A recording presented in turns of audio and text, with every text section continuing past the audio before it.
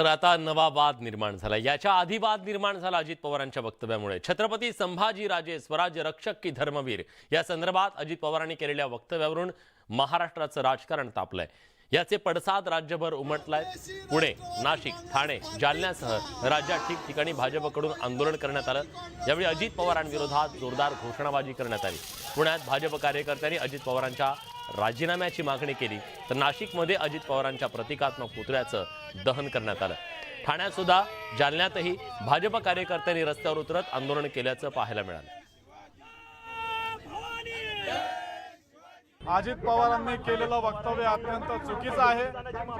छत्रपती संभाजी महाराज हे कोट्यवधी लोकांचं दैवत आहे। त्यांनी देशासाठी, धर्मासाठी स्वतःच्या जीवाचं बलिदान केलं।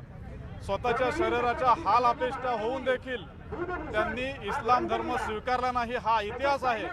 असं असताना देखील केवळ मतांसाठी, काही विशिष्ट समाजाच्या मतासाठी अजितदादा पवार इतिहास बदलण्याचा प्रयत्न करत आहेत। औरंगजेबाला मानणारा जो वर्ग आहे त्याला आकर्षित करण्यासाठी अजितदादांचं हे वक्तव्य आहे। परवा अजितदादा पवार यांनी विधानसभेमध्ये ज्या पद्धतीने वक्तव्य केलं, ह्या वक्तव्याचा आम्ही निषेध करतो। संभाजीराजे होय ते धर्मवीरच होते। त्यांनी हिंदू समाजाच्या हिताच्यासाठी त्यांनी काम केलं। अजितदादा पवार हे कायमच असे वादग्रस्त वक्तव्य करतात। संभाजीराजेंचा अवमान करून त्यांनी सर्व महाराष्ट्रातील जनतेच्या भावना दुखावलेल्या आहेत।